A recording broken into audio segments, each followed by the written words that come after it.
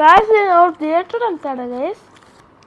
అయితే ప్లాన్ ఏంటంటే ఒక 30 రూపీస్ పాప్కార్న్, అదేదో పిచ్ మూవీ.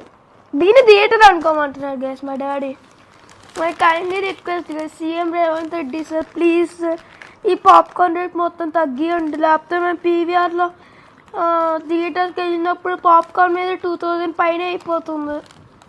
దానివల్ల మా డాడీ కల్కి మూవీకి తీసుకెళ్ళాడు. మేము 3 days నుంచి రిక్వెస్ట్ చేస్తున్నాం గైస్. ఎందుకు తీసుకెళ్ళట్లేదు? పాప్కార్న్ మీద డబ్బులు అయిపోతాయని. మరి పాప్కార్న్ ఎంత? 30 రూపీస్ గైస్. ఏం చెప్తావు?